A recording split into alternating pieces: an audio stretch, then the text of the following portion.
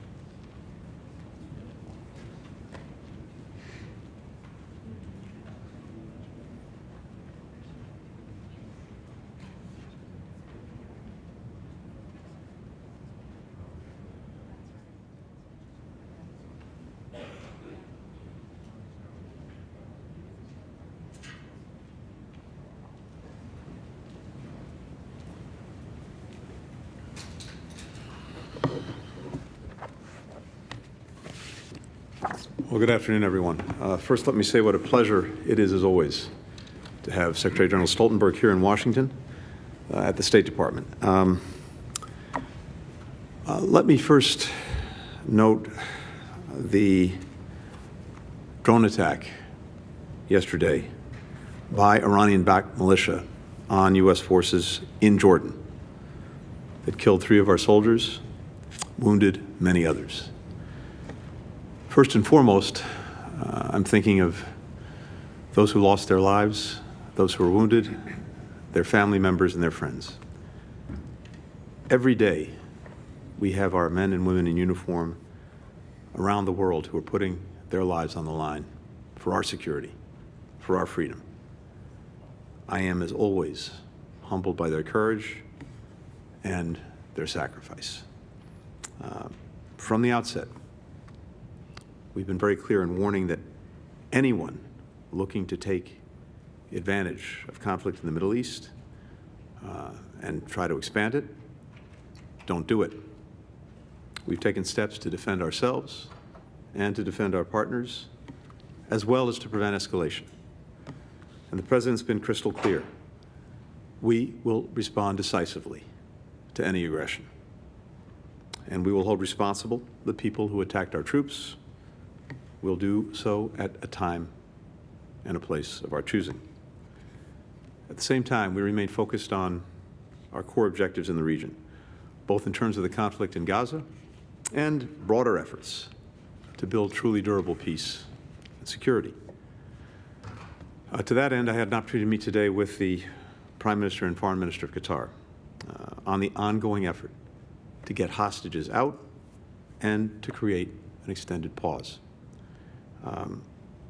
This is critical to then being able to get to the formula that we've been talking about for putting a durable end to the cycle of violence that we've seen in the region for generation after generation, and the opportunity that exists to actually achieve it, an integrated Israel with relations with all of its neighbors, security commitments, assurances that it needs to make sure that it can move forward in peace and security. Palestinian Authority that's reformed, and a clear pathway to a Palestinian state. That vision and its realization can dramatically change the security circumstance for Israel, for the Palestinians, for all of our partners in the region, and at the same time, isolate the small number of actors who don't want to get there, who have a very different vision for what the future is, notably Iran, a different vision that we see playing out every single day, either directly by Iran or by its proxies. But the way to durable security is through a region that's more integrated, where the relations among its countries are normalized, and where the question of the rights of Palestinians is finally answered. Jens and I had an opportunity today, of course, to talk about the NATO summit and to talk about other matters relating to our alliance. And I have to say that, once again, we see that NATO is advancing with a sense of urgency and a strong sense not only of unity of purpose, but unity of action. Just at the very end of last week, Turkey approved Sweden's accession to NATO. Sweden brings tremendous capabilities to the alliance in every domain. Hungary now will have to act in order to complete the process of Sweden's accession, but I fully anticipate that that will happen in the weeks ahead when Hungary's parliament returns. Now, the accession of both Finland and Sweden was far from inevitable. In fact, if you go back a little over 2 years, no one was talking about it. But in the wake of Moscow's renewed aggression against Ukraine, both countries felt that it was clearly in their interest to defend their people and defend their sovereignty by joining the alliance. I think the process that we've seen in actually record time, first with Finland and now with Sweden, demonstrates that NATO's door is open, remains open, including to Ukraine, which will become a member of NATO. This also underscores one of the many ways in which Putin's aggression against Ukraine has been an abject strategic failure for Russia, how it has, in fact, precipitated the very things that Putin sought to prevent. He wanted to shrink NATO. It is now larger and getting larger still. He wanted to weaken NATO. It is stronger than it's ever been. All of this will, I think, come to an important inflection point when we get to the NATO summit, the historic NATO summit that we are very honored to host in Washington in July. This is going to be, I think, the most ambitious summit since the end of the Cold War, showing NATO's adaptation to new challenges and new threats, whether it's Russia, whether it's very different ways, the PRC, the cyber domain, terrorism. And what you're seeing is an alliance that, as I said, is coming together in new ways and in stronger ways to make sure that it can deal effectively with those challenges. And even as we're celebrating, when we get to the NATO summit, 75 years of its history, the real focus of the summit is going to be on the next 75 years and everything NATO has done to adapt and make itself, as it has been, indispensable to the defense and security of its members. Some of those capabilities and some of that strength was on display as we kicked off the largest NATO military exercises since the end of the Cold War. Steadfast Defender, 90,000 personnel who are sending a very clear message. This alliance is ready, and it is able to defend every square inch of NATO territory.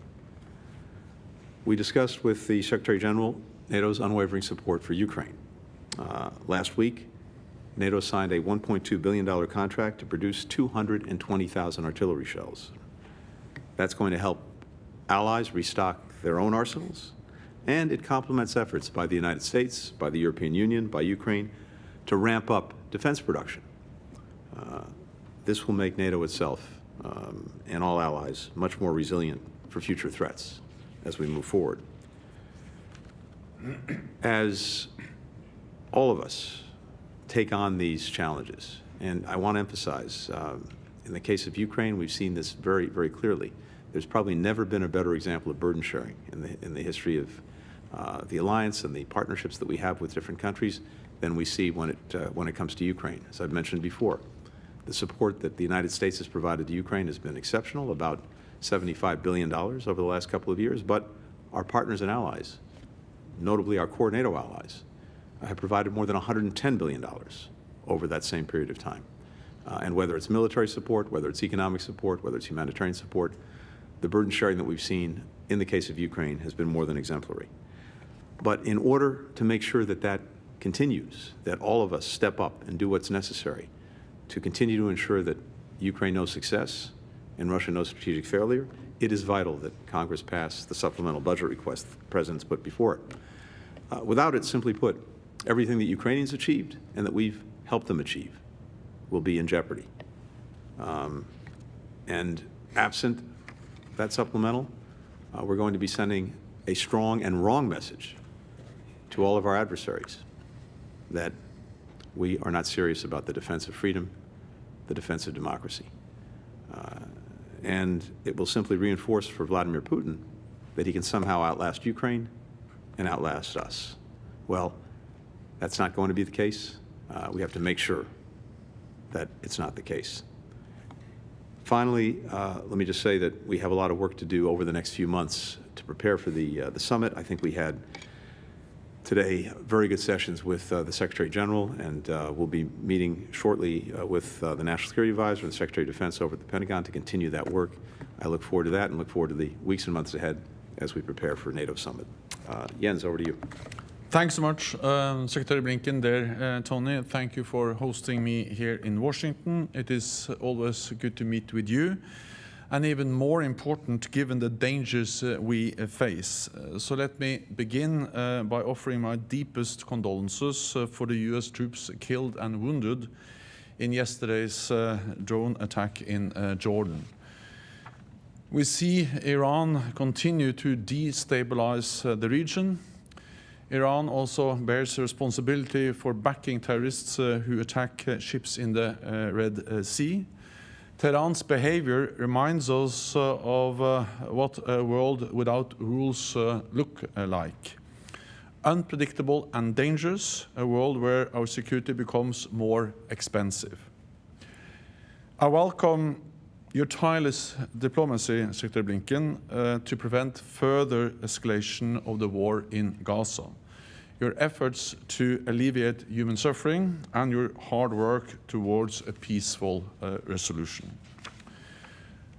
Russia's brutal war against Ukraine is nearing the 2-year mark, and a Russian victory would embolden Iran, North Korea, and China. That matters for Europe's security, and it matters for America's security. So supporting Ukraine serves US interests.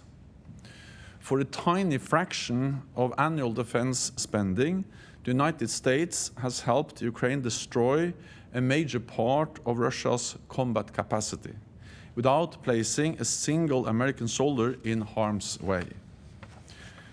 I welcome the clear commitment from President Biden and you to sustain US support to Ukraine and to work with Congress to achieve that. As you said, other allies are also stepping up. In fact, what European NATO allies and Canada provide in terms of military, financial, and humanitarian aid actually exceeds what the US is providing. So this is truly a joint effort by all NATO allies from both sides of the Atlantic. And I'm confident that all NATO allies will continue to deliver, because supporting Ukraine is not charity. It is an investment in our own security. President Putin started this war, and he could end it today if he stopped attacking a neighbor. The war could also end if Ukraine stopped defending itself. But that would not mean peace. It would mean Russian occupation, and occupation is not peace. A just peace will require President Putin to realize that he will not get what he wants on the battlefield. Moscow must accept a negotiated solution where Ukraine prevails as a sovereign, independent nation. What happens around the negotiating table is inextricably linked to the situation on the battlefield. So if we want a lasting, just peace, we must provide Ukraine with more weapons and ammunition. Weapons to Ukraine is the path to peace. Finally, we also discussed adapting our alliance for the future. In July, we will mark NATO's 75th anniversary with a summit here in Washington. And as you said, NATO is getting stronger and bigger. Finland is already a member. Sweden will become a member soon. And this demonstrates that Putin is getting exactly the opposite of what he wanted. He wanted less NATO, a weaker NATO. He's getting a stronger and more united NATO, and NATO with more members. At the summit, we will take further steps to bolster NATO's strength, invest more in our defense, and work with partners around the world. Through NATO, the US has more friends and allies than any other power. Together, we make up 50% of the world's economic and military might. China and Russia have nothing like NATO. It is why they always try to undermine our unity. In times of growing competition and rivalry, NATO makes the US stronger and safer, and all of us more secure. So Secretary Blinken, dear Tony, thank you again for your personal commitment to our transatlantic bond and to our shared security. Thank you. For the first question, Olivia Gazis with CBS. Thank you, Matt, and thank you, Mr. Secretary. To date, the United States has not publicly accused Iran of being directly involved in any attacks on U.S. forces, while noting the regime in Tehran supports and does not discourage its proxies from conducting these attacks. This weekend's lethal strike, Mr. Secretary, was one of at least 160 attacks on U.S. forces in the region by Iranian proxies since October. Could earlier, stronger action by the United States against Iran, and not just its militias, have spared American lives? And secondly, if I may, Mr. Secretary, the UN Secretary General has appealed to the US and 10 other countries who have suspended funding to UNRWA, following revelations regarding allegations that at least a dozen of its 13,000 employees may have had involvement in the October 7th attacks, and more than 100 more may have links to militant groups. Under what circumstances and how soon could the U.S. consider resuming its support, considering this decision comes as Gaza is tipping into famine, and given your own personal and persistent appeals that humanitarian aid to Gazan civilians increase and not decrease? Mr. Secretary General, welcome to Washington. Welcome back. The United States Congress, as you well know, remains at a political impasse regarding continued aid to Ukraine, and the European Union is likewise struggling politically to restart the flow of resources into Kyiv. You yourself have said that Ukraine's spring offensive didn't lead to the results that many had hoped for. So how long does Ukraine's military have before the marginal successes that it did notch, when it enjoyed steadier resources from the West, risk being reversed by Russia, which seems to be enjoying growing support from the likes of North Korea and Iran? And briefly, Mr. Secretary General, I understand you'll be meeting with American lawmakers during this trip to Washington, much as President Zelensky did when he was here late last year. Is there a message you believe you can deliver to those lawmakers to make a timely difference in their decision-making? Thank you. Olivia, thank you very much, and thank you for also representing all your colleagues and making sure that you asked all their questions as well. Appreciate it. Look, first, I think it's very important to note that this is an incredibly volatile time in the Middle East. I would argue that we have not seen a situation as dangerous as the one we're facing now across the region since at least 1973, and arguably even before that. And that is the environment in which we're operating. And of course, that was triggered by the horrific attacks of October 7th by Hamas against innocent men, women, and children. We've made very, very clear from day one that we're going to defend our people, we're going to defend our personnel, we're going to defend our interests. And that's exactly what we've done. We've taken action, and significant action, to deter groups, to degrade their capabilities in Iraq, in Syria, in Yemen. At the same time, the President's been very clear that we want to prevent broader escalation. We want to prevent this conflict from spreading. So we are intent on doing both. That is, standing up for our people when they're attacked, while at the same time working every single day to prevent the conflict from growing and spreading. And that's exactly what we'll continue to do. It's fundamentally what's in the interest of the United States, what's in the interests of the region, and I think what's in the interest of the world. But the President said this, I think, virtually from day one. To anyone who would try to use the crisis in the Middle East, the conflict in the Middle East, to sow further instability and to use it as an excuse to attack our personnel, we will respond. We will respond strongly. We will respond at a time and place of our choosing. And obviously, I'm not going to telegraph what we might do in this instance or get ahead of the President, but I can, again, tell you that, as the President said yesterday, we will respond. And that response could be multi-leveled, come in stages, and be sustained over time. With regard to UNRWA, the reports that we got last week, and UNRWA brought them to us, were deeply, deeply troubling. It is imperative that UNRWA immediately, as it said it would, investigate, that it hold people accountable as necessary, and that it review its procedures. I had a very good conversation with Secretary General of the United Nations, Guterres, last week when we were first made aware of these allegations, and we're going to be looking very hard at the steps that UNRWA takes, again, to make sure that this is fully and thoroughly investigated, that there's clear accountability, and that, as necessary, measures are put in place so that this doesn't happen, again, assuming the allegations are fully borne out. Certainly, we haven't had the ability to investigate them ourselves, but they are highly, highly credible. At the same time, and as you indicated, UNRWA has played and continues to play an absolutely indispensable role in trying to make sure that men, women, and children who so desperately need assistance in Gaza actually get it. And no one else can play the role that UNRWA has been playing, certainly not in the near term. No one has the reach, the capacity, the structure to do what UNRWA has been doing. And from our perspective, it's important, more than important, imperative that that role continues. So that only underscores the importance of UNRWA tackling this as quickly, as effectively, and as thoroughly as possible, and that's what we're looking for. I will meet members of Congress tomorrow, and of course I'm looking forward to discussing many issues with them, including Ukraine.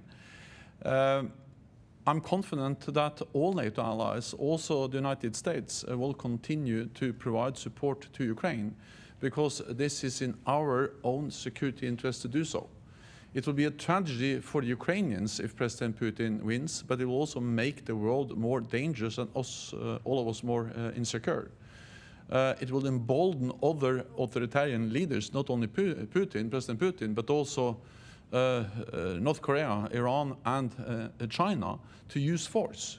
Today it's Ukraine, tomorrow it could be Taiwan.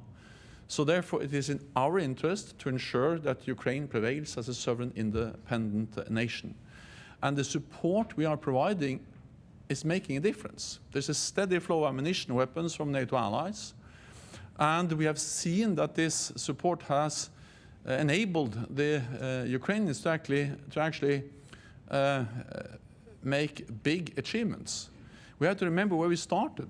When this war started, or when the full-fledged invasion happened in February last year, or in 2022, most experts feared that Russia would control Kiev within days and the whole of Ukraine within weeks.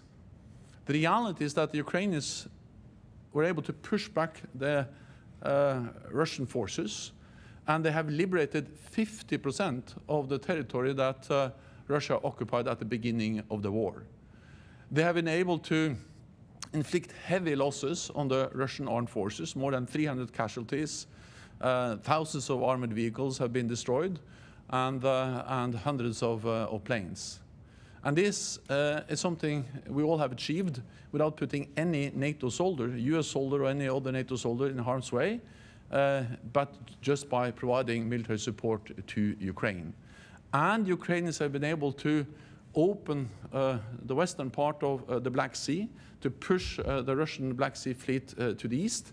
So they're now able to export grain and other commodities through the Black Sea.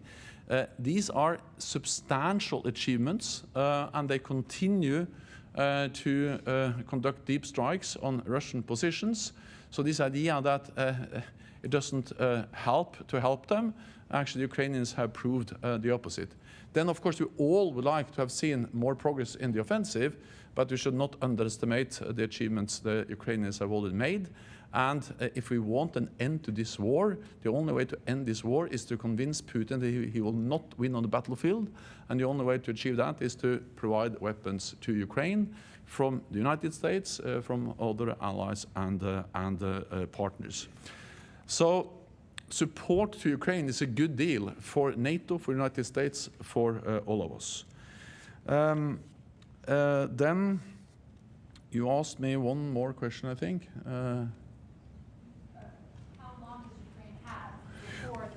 Well, the wars are by nature unpredictable, but the only thing we know is that we need to continue to support them, and I'm confident that we will do so. And also when we meet here in Washington, I'm confident that allies will again commit to sustain their support for Ukraine. Catriona Perry with BBC. Thank you, Catriona Perry with BBC News. Mr. Secretary, if I could just follow up on my colleague's comments there. You referred to a multi-staged response to yesterday's attack. Do you hold Iran directly responsible? Do you consider the US to be at war or on the verge of war at this point? And what impact would any response have on the hostage ceasefire deal, which we're told is at an advanced stage at this point? And Mr. Secretary General, if I could ask you what NATO's view is of the risk of the US becoming involved in a direct conflict with Iran, what that means for NATO's other priorities, including Ukraine, and on the risk to further US funding of Ukraine. Can NATO and other allies, including the EU, keep Ukraine going without the US if they need to do that? And just on the point of EU and European countries, on the issue of Sweden and Hungary holding out on its ratification of membership, do you think, is that forthcoming soon? And what does that mean for future expansion of NATO? Thank you. Thank you. So the attacks that have taken place since October on our forces, on our personnel, in both Iraq and Syria, have been conducted by groups that are aligned with Iran, and indeed are supported by Iran, funded by Iran, equipped by Iran. And I would note that the presence of our forces in both Iraq and Syria has nothing to do with Gaza, nothing to do with the conflict that's taken place since October 7th. It's the horrific attacks by Hamas, and everything to do with making sure that ISIS doesn't reemerge. That's why they're there, something that Iran should share as an interest. But on the contrary, the groups that are aligned with it have been conducting these attacks. And as I mentioned, we do not seek conflict with Iran. We do not seek war with Iran, but we have and we will continue to defend our personnel and to take every action necessary to do that, including responding very vigorously to the attack that just took place. And as I mentioned, I'm not going to get ahead of where the President is. I'm certainly not going to telegraph the response, but as I mentioned, that response could well be multi-leveled. It could come in stages, and it could be sustained over time. At the same time, totally separately, we have been working to try to get hostages back out of Gaza, and at the same time to get an extended pause in.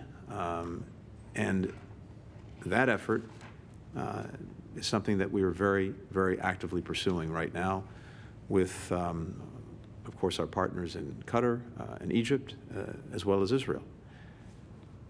Those who are trying to expand the conflict, broaden the conflict, escalate the conflict, they may say that they're doing that somehow in response to Gaza, but every action they're taking really is to perpetuate the conflict and to expand it. They don't have the interests of anyone in mind except their own interests as they see them. And we're determined, again, that we do everything possible not to see the conflict expand. On the contrary, we're working to end it, and end it in a way that the atrocities of October 7th never happen again, as well as the suffering that we've seen on the part of Israelis and Palestinians alike doesn't happen again. That's what we're working toward, and that's where our focus is. First, on the issue of Swedish membership, I welcome, of course, that Turkey now has finalized the ratification process with the decision in the parliament and also the signature from President Erdogan. This demonstrates that Turkey has followed up and delivered on what we all promised at the NATO summit in Vilnius last summer, and it demonstrates that NATO's door is open. I spoke last week with Prime Minister Orban of Hungary, because now Hungary is the only country that has not yet finalized the ratification process. Prime Minister Orban was very clear that he supports Swedish membership of NATO. He told me that the parliament in Hungary will reconvene at the end of February, and I expect also, in line with what he said, that the Parliament will then finalize the ratification shortly after that. So I'm confident that Sweden will be a full member of the alliance. That will make NATO stronger. It will send a clear message to Moscow, and it will demonstrate that it's for NATO allies to decide who is going to be a member. Moscow have no veto over NATO enlargement. Then on Iran, of course, Iran is responsible for destabilizing the whole region, threatening stability and security in the Middle East. It is repressive at home and aggressive abroad. We have seen this through many different attacks, and also the different proxy groups, terrorist groups that Iran supports. This underlines, of course, also the risk of escalation, and therefore welcome the efforts by the United States to address these risks. And it is important that we also realize that Russia and Iran are now aligning more and more. Russia is more and more dependent on drones from Iran. They actually built a new factory in Russia based on Iranian drone technology. And in return, Russia is providing advanced technology to Iran. So it demonstrates how authoritarian regimes are now coming closer and closer. And the only answer to that is that NATO allies, all those countries that believe in democracy, have to stand together as we do in NATO. Alex Marquardt with CNN.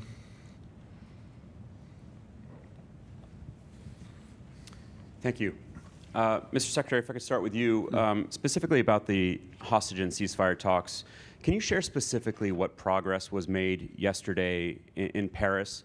The Qatari Prime Minister, after his meeting with you, he made it sound like a broad framework had been agreed to, and it was being taken to Hamas for them to take a look at. Do you believe that it is the language surrounding the end of hostilities that is the biggest sticking point? And if you would also comment on to what extent Prime Minister Netanyahu's comments about no Palestinian sovereignty, his leaked recording about criticizing Qatar, his ministers talking about resettling Gaza, to what extent has that complicated these conversations over an eventual deal? And Mr. Secretary General, following on some of my colleagues' questions, how much do you think Ukraine's war efforts are suffering because of the dwindling amount of U.S. aid and the uncertainty about whether more will be coming? How can you convince the U.S. and others to continue sending advanced systems and large amounts of aid when they say that supply issues are growing? Thank you. So first, of course, look, the less said, the better in terms of where we are in pursuing a resumption of getting hostages out and back home with their families. What I can tell you is this. I think the work that's been done, including just this weekend, is important and is hopeful in terms of seeing that process resume. Recall that in the first go-round, we were able, with our partners in Qatar and Egypt, to get an agreement that resulted in the release of more than 100 hostages. And I believe that the proposal that is on the table and that is shared among all of the critical actors, of course, Israel, but also with Qatar and Egypt playing a critical role in mediating and working between Israel and Hamas. I believe the proposal is a strong one and a compelling one that, again, offers some hope that we can get back to this process. But Hamas will have to make its own decisions. I can just tell you that there is, again, strong, I would say, alignment among the countries involved that this is a good and strong proposal. And the work that was done over the weekend, including by CIA Director Bill Burns, was important in helping to advance this. As to comments that people make or that come out into the media, look, all I can tell you is this. It's my strong assessment that certainly Israel would very much like to see this process of hostages coming out resume. It may be, well, I don't want to speak for the Israelis, but I can certainly say from the perspective of the United States, because we of course have American citizens who are involved, this is at the very top of our list and has been from day one. And I believe that Israeli leadership and certainly Israeli society feels very, very strongly about it. So we'll see. I can't say anything more than that, but I can say that very important productive work has been done, and there is some real hope going forward.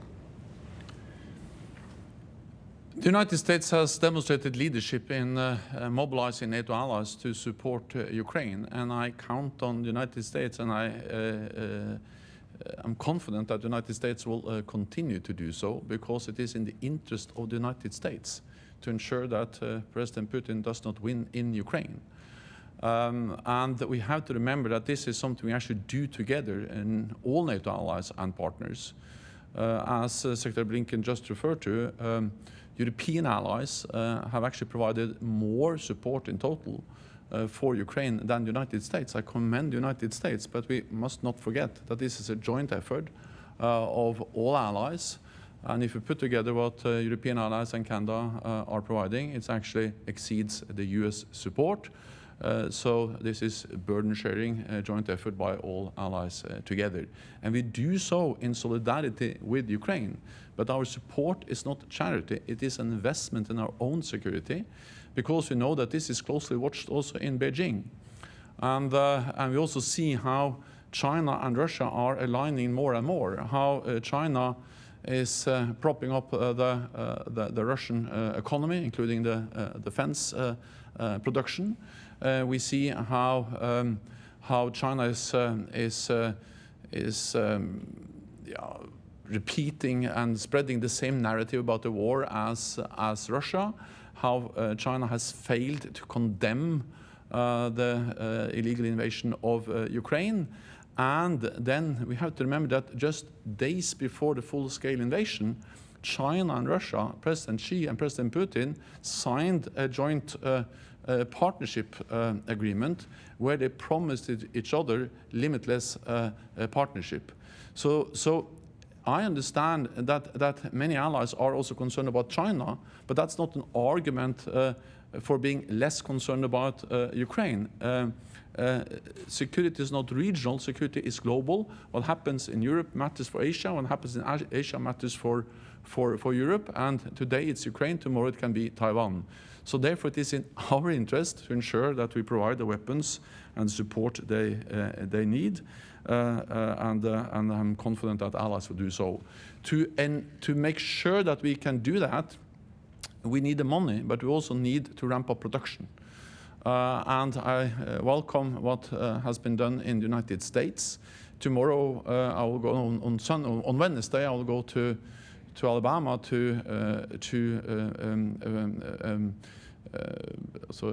a factory there where they are producing javelins, Lockheed Martin, to recognize the importance of ramping up production. We have to understand that the fact that European allies are now investing more in defense is a good deal for the United States, demonstrating that NATO is a good deal for the United States. Just over the last 2 years, European NATO allies have agreed contracts for the US defense industry worth $120 billion. We need to do more, and therefore I welcome also that NATO has now, over the last months, actually agreed contracts worth $10 billion to ramp up production of ammunition, of interceptors for the Patriot batteries, and so on.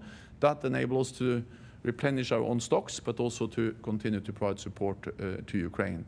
So we are able, we have the will, and I'm confident that we'll have the necessary decisions both in the United States and in Europe to continue the support. And for the final question, Anders Tvegard with Norwegian Broadcasting Corporation. Thanks very much. Mr. Secretary, the Biden administration's policy on supporting Israel is unmistakable. How do you look at the interim ruling by the World Court on Gaza? And if I may, you talked about Congress and the funds. What message does this send about U.S. leadership when your administration cannot or won't hold words or promises? I mean, you cannot fulfill them by action. And Mr. Secretary General, Mr. Stoltenberg, you have now repeatedly warned about saying that China is watching the discussions over here about arming Ukraine. How does this play out? How will China use this? Thank you. Let me take the second part of your question first. I think you've heard both from me and from the Secretary General how critical this ongoing funding is, both from the United States as well as from our partners and allies around the world. And in fact, the EU, European Union, is also looking at additional support that it wants to provide to Ukraine, and that decision is also critical. I think these are mutually reinforcing.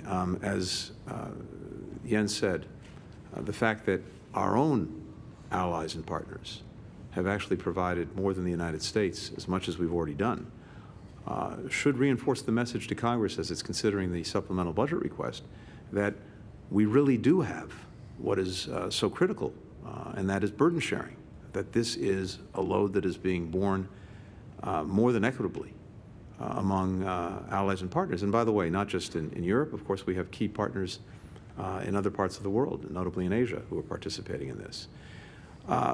But equally, if the United States doesn't follow through on our commitments, then it's going to make it more difficult to have Europeans and others continue to do what they've already been doing. So I think it matters a lot, more than a lot. I think it's essential that we do make good on our commitments, and as we do, I'm convinced that allies and partners around the world will continue to do what they've been doing. And I also remain confident that in Congress, we continue to have strong and bipartisan support for Ukraine. So let's see in the days and weeks ahead as this moves forward. There is no other magic pot of money, and we are now currently out of the military assistance that we've been providing to Ukraine, and we're even seeing some evidence of what that means on the battlefield. So it is absolutely vital, absolutely urgent that we do it, and it is important in the terms that you've laid down, which is what does this mean for our word and our leadership around the world. But I'm confident that as we do it, you will see the benefits of that leadership with many other countries, allies and partners alike, continuing to do what's necessary with us to defend Ukraine. With regard to the ICJ ruling first, let me just say broadly that we continue to believe clearly that the allegations of genocide are without merit. We have consistently made clear to Israel, going back to the early days, the imperative of taking every possible step to protect civilian life, to get humanitarian assistance to those who need it, and also to address dehumanizing rhetoric that we've heard from some individuals. The court in this decision agreed with that. And the court's ruling is also very consistent with our view that Israel has the right to take action to ensure that the terrorist attacks of October 7th never happen again in accordance with international law. So I can just say we took note of the opinion. We will continue to monitor the proceeding as it moves forward. China is not an adversary, and I welcome the fact that the United States and other allies engage with China in dialogue on issues of mutual concern like climate change and arms control. But at the same time, we have to take seriously the consequences for our security, the significant military buildup which China now is undertaking. And also the fact that the war in Ukraine is bringing China and Russia closer with the substantial support that China provides to Russia in different ways, and the promise of a limitless partnership in the midst of this brutal war aggression against Ukraine. Of course, the size of the Chinese economy, the significant military buildup, all of that is a challenge for all NATO allies, also for the United States. The United States is by far the biggest ally, but it is a great advantage even for the United States to have so many friends and allies as you have in NATO. No other major power, Russia and China, has nothing similar. The US represents 25% of the world's GDP, but together with NATO allies, we represent 50% of the world's GDP and 50% of the world's military might. So there's no reason why the US should deal with China alone. Together we are so much stronger. It demonstrates that NATO is a good deal for the United States. It's good for all European allies, but also for the United States. So therefore, one of the messages from the summit next summer, I expect, will be that we need to stand together in a more dangerous world. NATO is more needed than ever because we live in a more unpredictable and dangerous world. Thank you. Thank you. Thank you. Thank you so much. Yeah. Thanks.